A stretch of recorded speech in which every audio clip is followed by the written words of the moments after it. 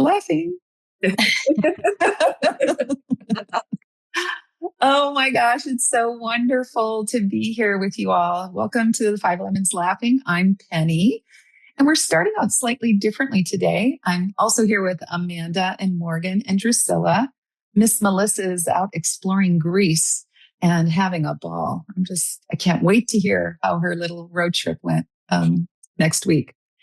Anyway, we're starting slightly differently today because we've been getting feedback from our listeners, and we wanted to share and have a shout out to the listeners that have been letting us know their thoughts about the podcast. So if you have any thoughts, please share. We love feedback. We love to hear how or what transformations are going on in your life, right? Because that's our greatest joy. Anyway, I got a actual letter from my friend and college housemate, Lauren. Gosh, we've been friends for a long time, 40 some years. Amazing. I mean, somebody might not even be 40 listening to this. Anyway, he wrote me a letter and he said, and I'm not going to read it all to you. I'm just going to read the parts that are the best for us, the Lemonettes. He said, Penny, I love, underlined, your podcasts. As soon as I hear your laughter and voice, I immediately start smiling and laughing with you. I thought that was so fun. And then he went on to say, I mean, he wrote a bunch more about how great it is to see. He must watch us on YouTube. And so he says it's fun to see us in person and to laugh with us. And then a little while later, he said, it's kind of crazy what's going on in the world. He said, but I'm taking time to finally eat better and exercise and taking time for myself. Is that a lemon talking? I thought that was so cool. And then he said, keep laughing with the Lemonettes. That is so cute. I love that. I love that. Yeah. So that was just fun. I thought I would share it. I just got the letter yesterday, so I thought I would share it with you all. Amazing. Really brightened my day. What was his name? Lauren? Lauren. Yeah. Yeah. Thank you, Lauren. That just brightened my day. And I'm glad you're laughing with us, Lauren. That's the point. Mm-hmm. I love the thought of a handwritten letter. Oh my God. Perfect. Yes. Maybe we could all have the assignment of writing a note to somebody this week that has made a difference in our life. That's helped brighten our day. Yeah. I love that, Penny. I will do that. Challenge accepted. Okay, cool. I already had somebody to pop in my mind, and I was going to send them some flowers or fruit or something because she had a couple of people to pass away in her family, and she's just been on my heart. So I'm going to write her a letter, and she's been very influential in my life. So thank you for the inspiration. Yeah. Lawrence. Or Lauren. I'm sorry, Lauren. Lauren. Yeah, Lauren. Yeah. Yes. Awesome. Yeah, well, it is a month of love, February. So it's a great time to share. Just send out some Valentines. yeah, which is kind of fun. Yeah. Awesome. Well, while we're giving some February love, I'll just give a little shout out and hello to our friend Christy Elick, who listens to the podcast and expressed her gratitude for the show, which she's such a wise spiritual woman in her own right. So it was a big compliment coming from her. Wow. Thank you, Christy. We love you. Yes. Yeah. All right. Well, shall we get into the juicy stuff? Yeah, let's do it. Let's jump into the episode. Because today we're talking about something we all struggle with, even when inside we know better. It's that feeling that we should be further along, by now. It's that quiet pressure to hurry things, to catch up, or to think that we somehow should be more evolved than we actually feel we are. So today's conversation is about trusting the pace of your path. Not because you're doing it perfectly, but because there's nothing wrong with where you are. And learning how acceptance, love, and surrender, how they support us when fear tells us that somehow we're falling behind. Yes, what a relatable topic for me. I'm so glad we're talking about this. And I'm reminded of how in A Course in Miracles, it talks about how whenever we think we're teaching or like giving someone some wise spiritual advice, it's really for us. And so I have a sense that this episode is really for me. But the pace of our path is not a mistake. So I'm just going to proclaim that for all and for myself, even when it feels uncomfortable or unclear. And fear or the ego is often trying to convince us that things are taking longer than they should, that we must be doing something wrong, or we're just not a very good spiritual student. But spiritual growth doesn't unfold on a timeline that the ego or the personality can understand. So it is about trust when it gets down to it. Trusting the pace of our path is an act of surrender. So there's that word of the year for Penny and Melissa and I. So not giving up, but releasing the demand that your becoming happen faster than it's meant to on the ego's schedule. So big, juicy topic. Thank you for whoever came up with this discussion for today. So who wants to kick us off? Well, I think I will, because yesterday I lost, well, I didn't lose my shit, but Close to it. it was close. Well, I did get I got frustrated is really what it was. And things didn't go the way I thought. Well, things didn't go the way I told they would be going. And I watched myself get frustrated. I thought, okay, Penny, this is not the loving way you want to be. And I couldn't pull it in. I could not do it. I told people, no, this is not acceptable. This is not what I was told. And it was around getting a loaner car when I took my car in for service. And I didn't get the loaner car that I thought I was getting. I mean, it's just such a first world issue, but it just was another opportunity. I know it's funny, isn't it? It's funny, but I can relate. But It was going to be something catastrophic.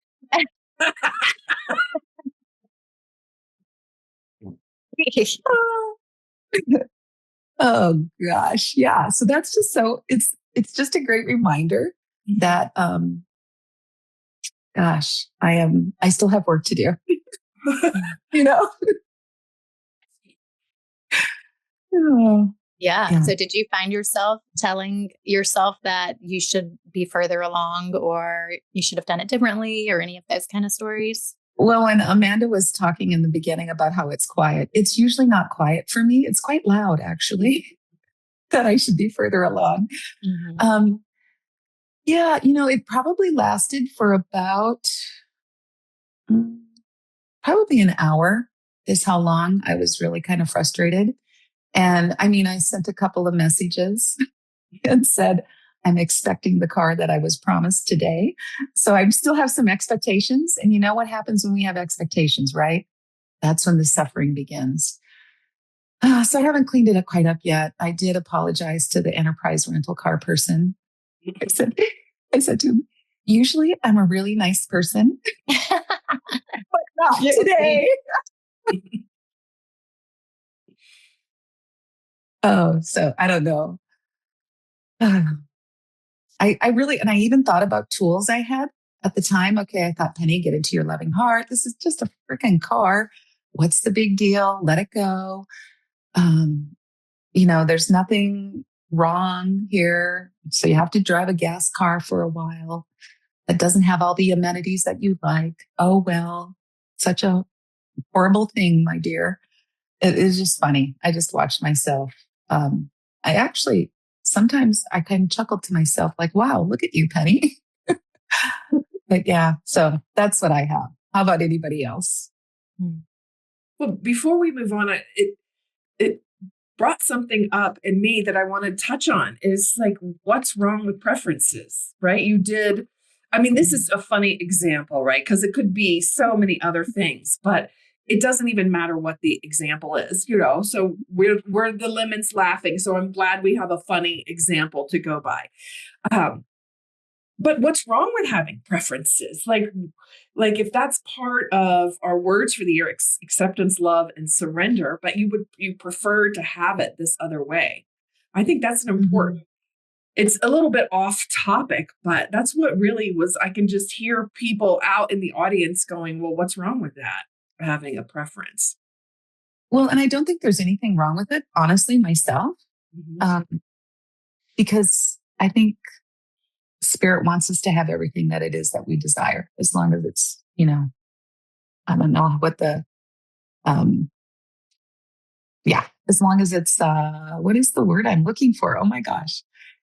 As long as it doesn't harm anybody, I guess is the word I want to say, or what I want to say. And, nothing wrong with it. Yeah. Well, and I think that's a good point that you bring up, Amanda, because you touched on something, Penny. You said expectation is where our suffering begins, which may not be something that our listeners also really are like, well, how is that? Well, expectation is a form of attachment, and attachment, as they teach in Buddhism, is where suffering begins. So I think the delineation is between preference and attachment when it crosses over from a preference, which is perfectly acceptable. We all have them. It's part of life, to an attachment where we're grasping and it's triggering something in us when it doesn't go that way.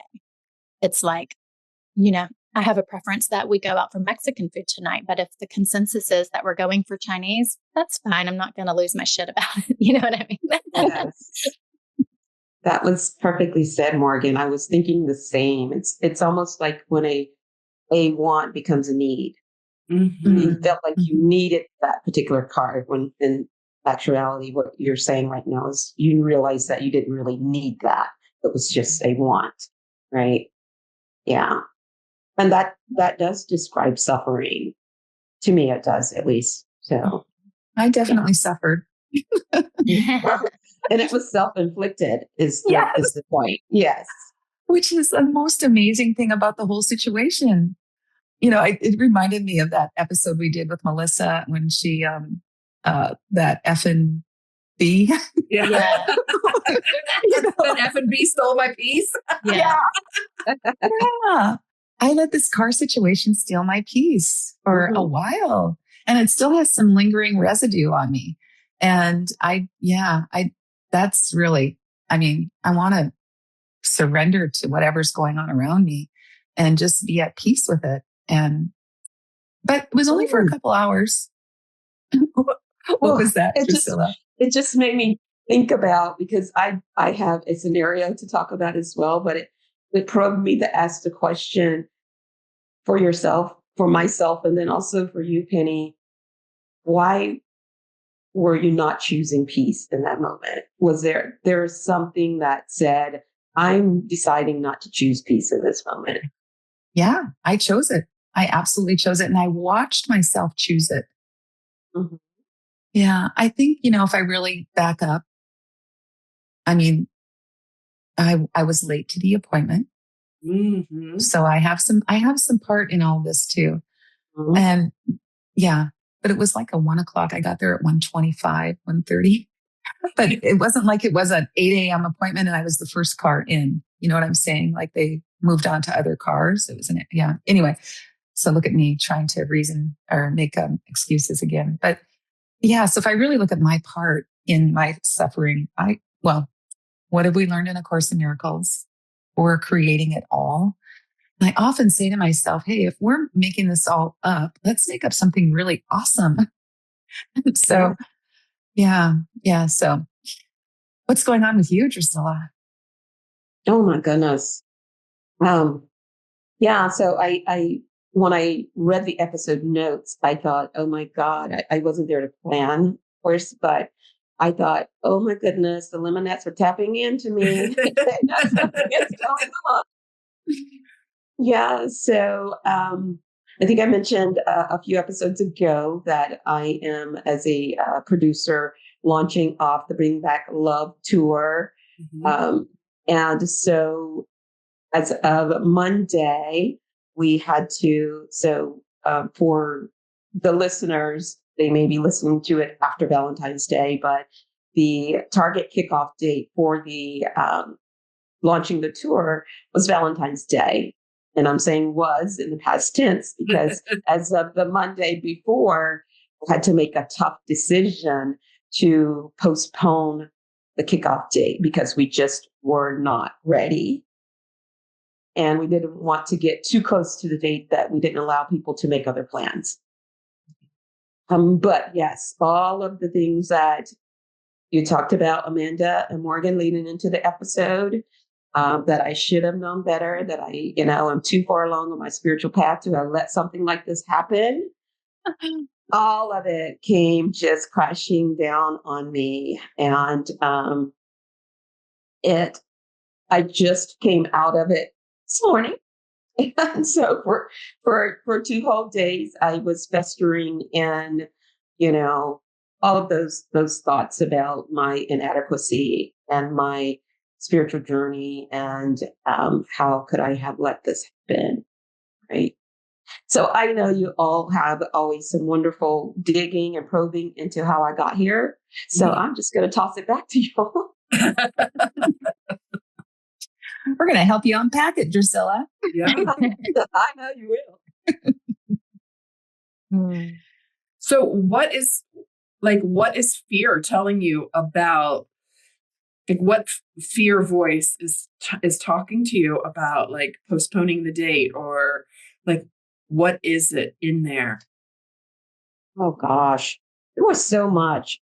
In making the decision, a lot of the fear was we're gonna fail. Like, we're gonna move forward with the show and it's not gonna be perfect. Right? That was the fear leading into the decision.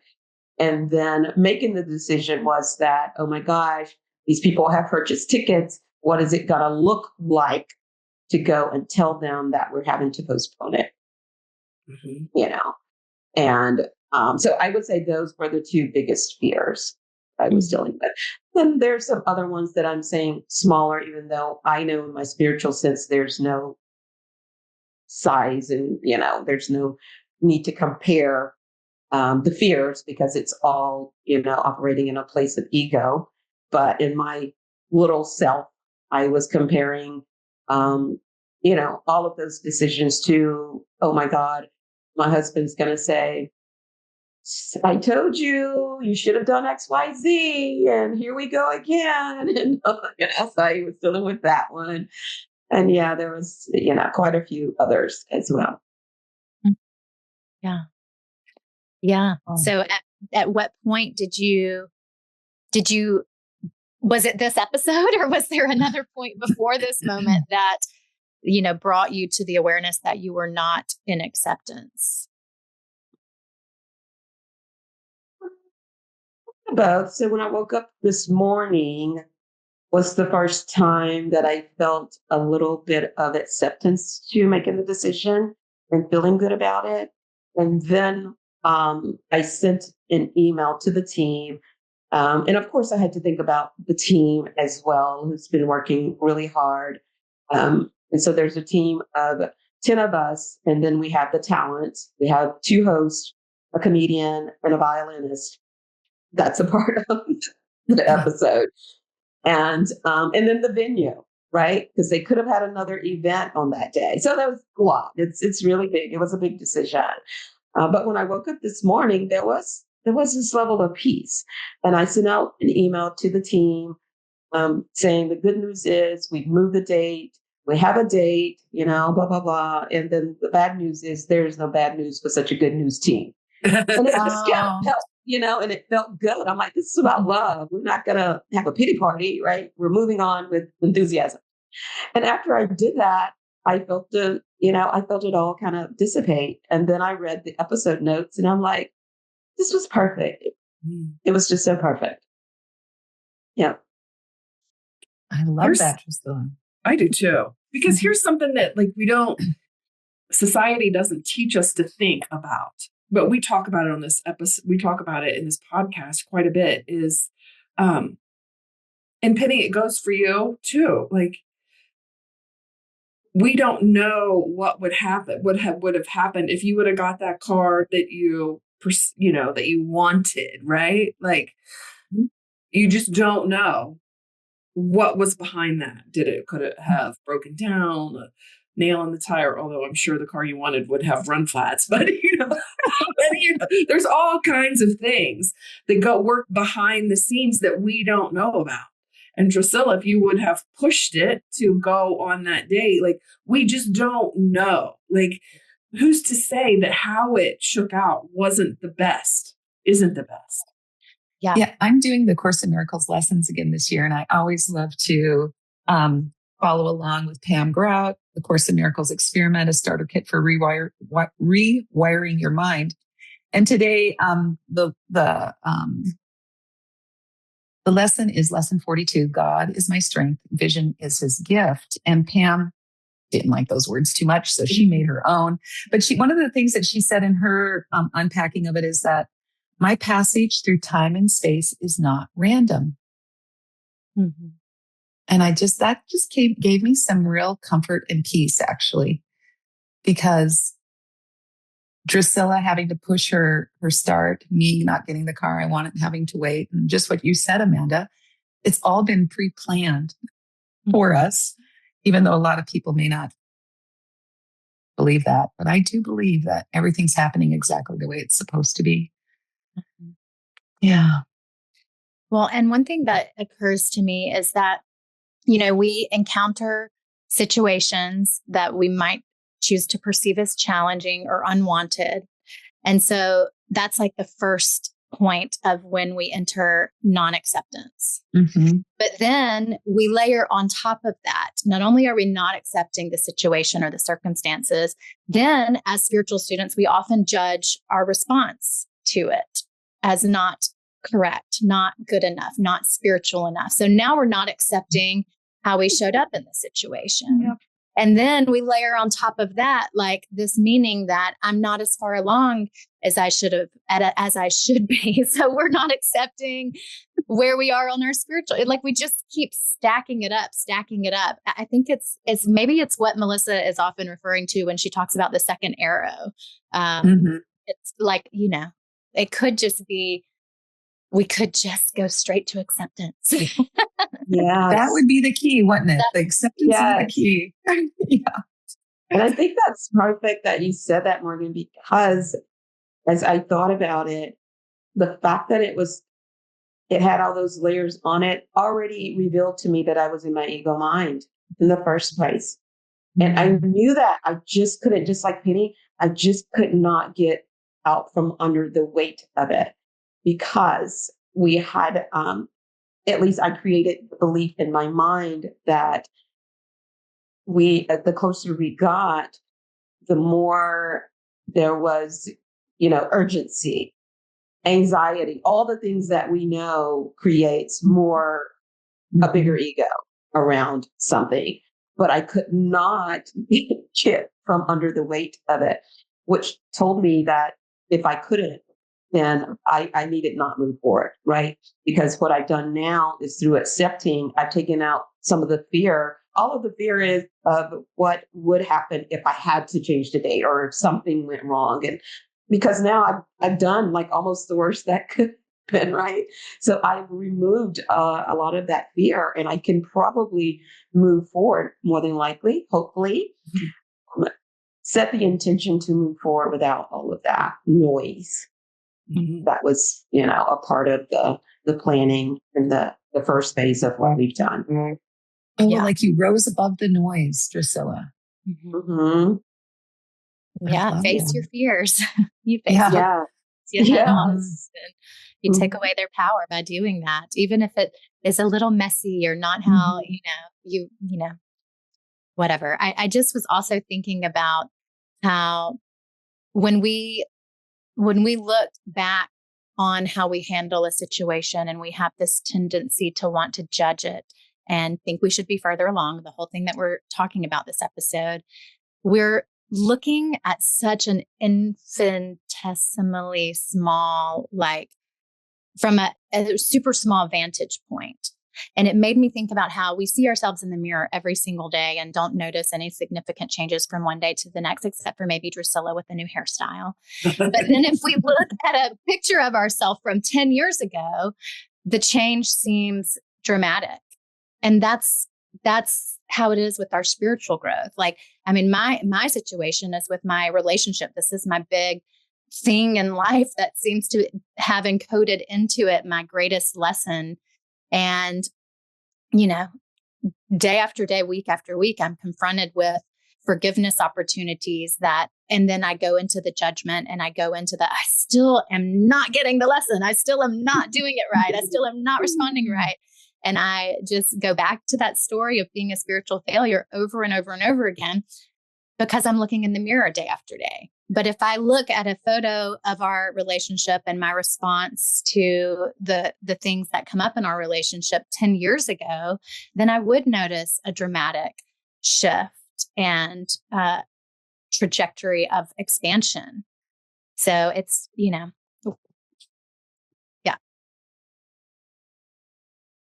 That is such a powerful statement that you just made, Morgan, because it is so easy to just stay stuck in what's going on right now, today, this hour, this minute, whatever. And if we can really just zoom out and look at the bigger picture, it's just so much, for me, that's really useful. What you said, really useful.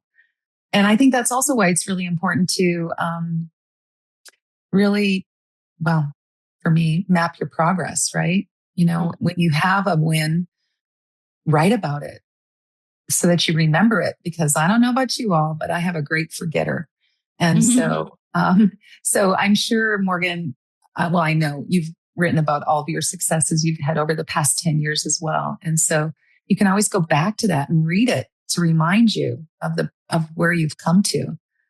So that's really powerful. I definitely agree with that, because I'm sitting here thinking about how many wins along the way I had on this project. And had I been focused more on the gratitude around those things, I probably would not have felt so much anxiety. There was I can name them off, rattle them off, like the first caterer that we were going to use. And to think about, this is catering for like 2 shows of 500 people each, right? The first caterer was expecting like a $10,000 deposit. And then the second person that I asked to send me a quote was someone that I had used before for a couple events. And he was like, "Oh, just send me $100. And then once it gets closer to the date, we can figure it out, Priscilla." And it was like, I had probably at least 8 of those different types of scenarios that happened. And I clearly was operating in the grace of God, but as things got more and more urgent, in which I create the urgency, right? Then that's when I allowed all of the anxiety to override the gratitude I should have had. Right. Mm-hmm. Yeah. So thanks for pointing that out, Morgan. Yeah. I thought it was helpful. Well, I have an example of a success story. Ooh, let's hear I know, it. right? And it's take this in perspective, people, right? There's no small or large. The other day, I stopped doing massage. I started polishing my nails. If you're on the radio, I have beautiful red, long nails. And I was like, I'm going to get a different color, right? So I was on the way, I don't know where I was going, but, and I had about 10 minutes. I was already in the parking lot where Ulta was. So I'm like, I'm going to go pick out a new nail polish color. And I think maybe my window was either 10 or 15 minutes. It was a very small window. And picking out nail polish is, you don't walk in there. Come on, people, and just grab. Lauren knows all about it. Yeah, you just don't do that. So I'm in there and I'm looking at my colors and, comparing my skin tones, like the whole deal, right? And finally, I grabbed this. I had a few sitting out that I wanted. And then right when I was like, drop dead time, I got to go. Like I saw a different color. I'm like, ooh, this one is better. And I pick it up. And then I go to get in line at Ulta. And the person in front of me, they ask you, do you want to sign up? La, la, la, la. So this person was signing up and getting these free gifts. And I'm sitting there and I'm, doing my move. Like when I, have to self-regulate, I start swaying back and forth and my mind starts going. Like, I want to just blame this person. Like, come on, right? Like, I'm the one that has set the short amount of time to go do this job. And these other people are like not working within my time parameters, right? They're living their life. They're living their life. And like, I'm in my mind, I'm like, this is unfolding. Like time is always on my side. I live in New Mexico. I cannot get upset about time, right? That's just not allowed in New Mexico. So I finally get up to the register and they ring it in, and the lady was like, the look on her face was like, what? And I'm like, oh my God, did my card get declined? Like, like weird stuff started happening in my mind. And no, I hadn't even put in my card yet. Like, just did my code.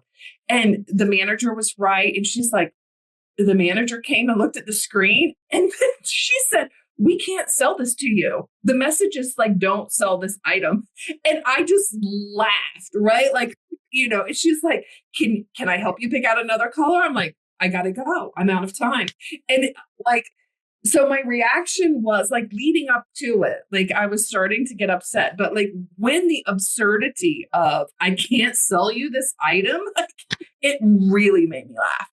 So I walked to my car laughing like out loud. I'm sure someone who just thought I was just walking and laughing, but yeah. That was a win. That was a win for me, right? Like the whole thing. Mm-hmm. Yeah, I guess I forgot to laugh yesterday. Yeah, you got to laugh at the absurdity of it. And in that same day, it was physical therapy that I was going to for my shoulder. And in my mind, I decided I'm just done with physical therapy. Like, I'm done with it. I still had a few more appointments, but before it started, I canceled my appointment. I had 3 more appointments. I'm like, I'm fine. And leaving physical therapy, I was talking to the physical therapist. They print out little exercises, and it's right at the reception desk. And we were just jibber jabbering like we were the whole, hour session. And the receptionist turned around and like gave us like the death stare. Was like, shh, like she was on the phone. I didn't notice. We were just doing our thing. And again, instead of being like, oh my God, I shouldn't have been talking, like the self-blame or, ooh, that bitch, like whatever, I'm the client here.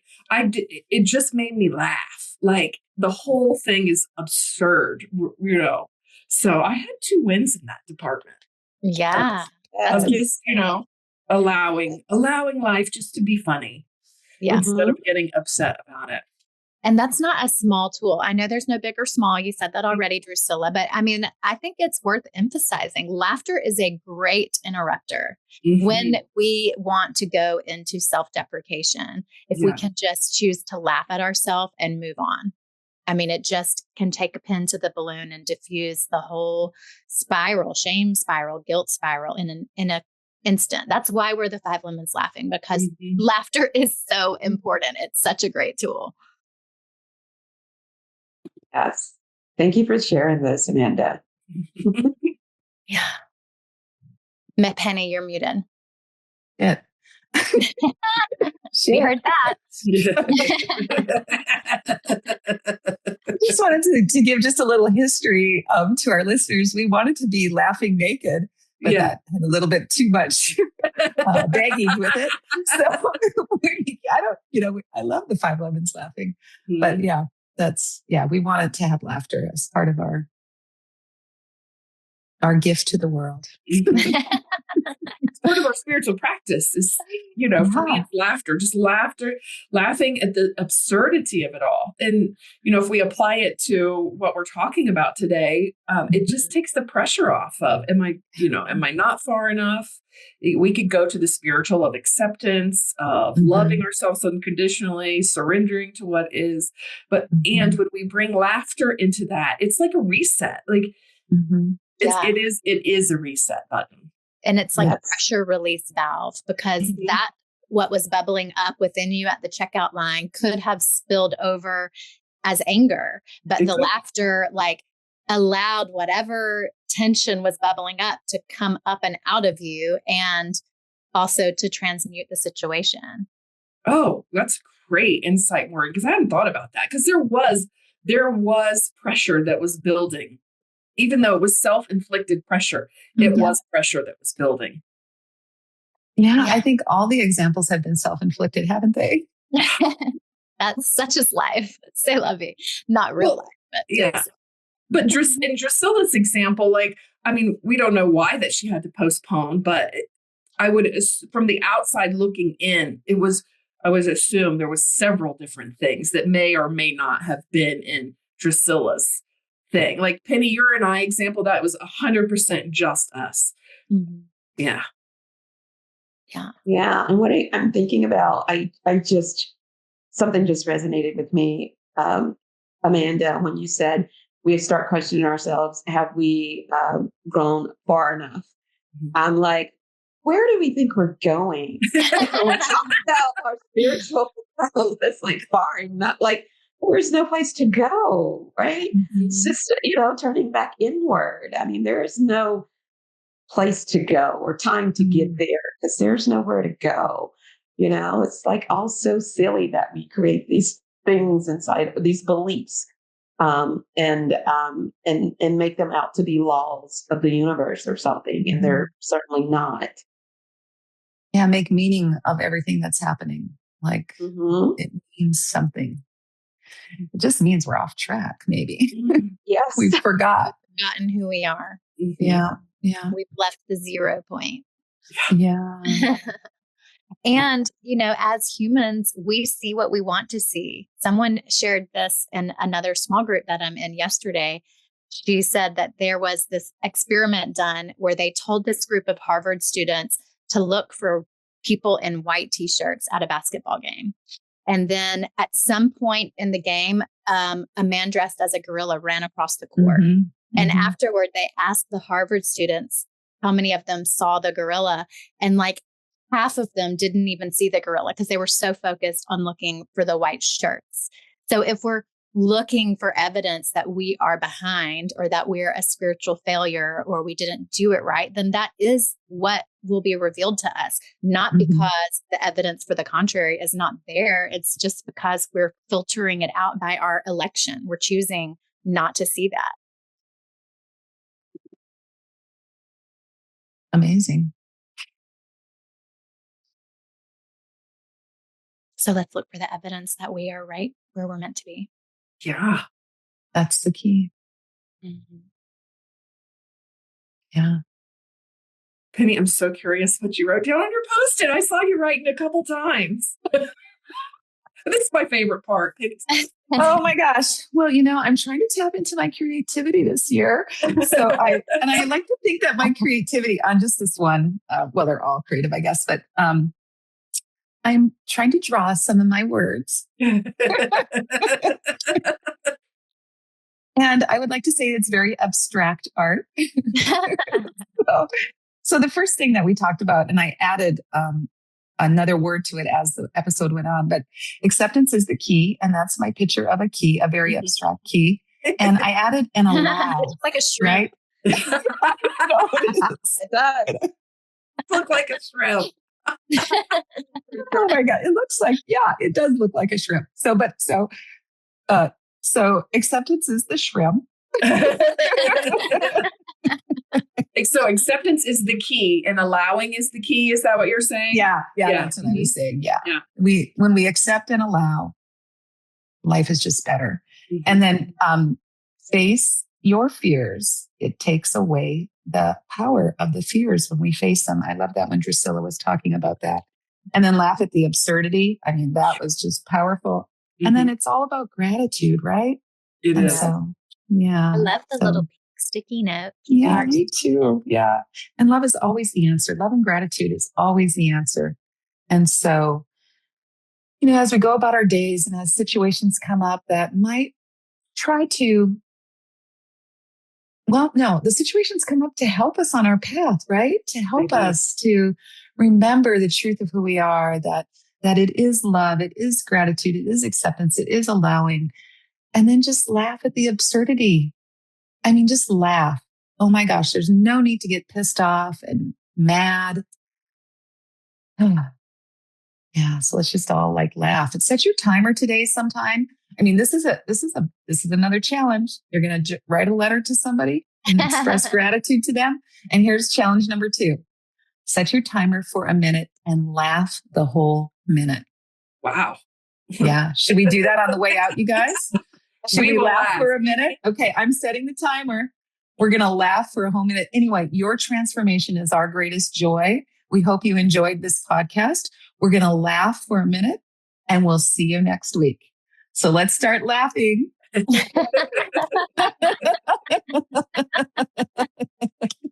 is absurd.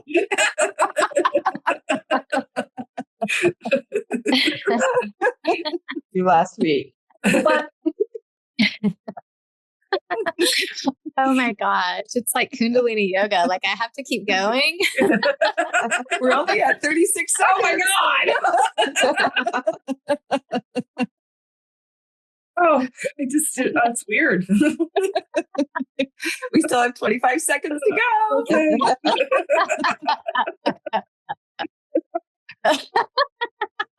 See you guys. 12 seconds.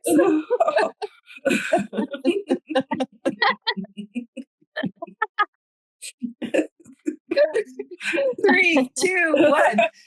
See you next week. Okay, bye. You made it. Bye, everybody. Thanks for listening.